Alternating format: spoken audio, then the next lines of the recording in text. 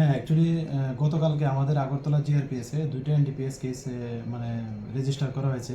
তো প্রথম তো হলো যে ৩ জন বিহারি, তাদের বিহারে তাদেরকে অ্যারেস্ট করা হয়েছে আমাদের আগরতলা রেল স্টেশন থেকে, যেটা আমরা আগরতলা আরপিএফ এবং আগরতলা জিআরপিএস মিলে এই দুইটাই করেছি।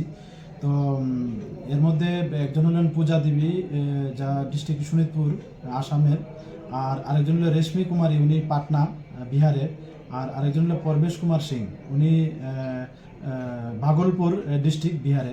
তো ওনাদের মানে তারা জয়েন্টলি আমাদের যে আগরতলা রেল স্টেশন আছে অল্প অল্প করে গাঁজা নিচ্ছে, যা আমাদের কাছে অনেকদিন ধরেই খবর, এবং আমরা অনেকদিন ধরেই তাদেরকে ধরার চেষ্টা করছি। তো কালকে আমরা জয়েন্টলি আমরা এটা করতে পেরেছি, এবং তাদের কাছ থেকে একটা লেডিস ব্যাগের মধ্যে 4 কেজি 150 গ্রাম গাঁজা পাওয়া যায় আর কি। তারা প্রত্যেক সময় এরকম অল্প অল্প করে নিয়ে যায়।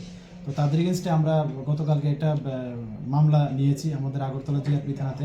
আজকে আমরা তাদের আগরতলা মহামান্য আদালতে প্রেরণ করছি। আর আরেকটা যেটা হয়েছে, এটা যে ডেমো ট্রেন আছে, মানে দুপুরবেলা উনি ওই ডেমো ট্রেনে করে মানে বিহার থেকে নিয়ে এসছে 200 এসকপ।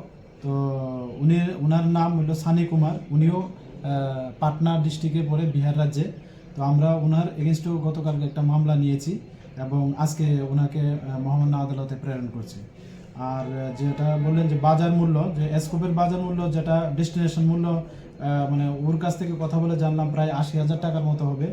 আর গাঁজাগুলি ডেস্টিনেশন মূল্য যেখানে তারা বিক্রি করবে, এখানে প্রায় 48-50,000 টাকার মতো হবে বলছে।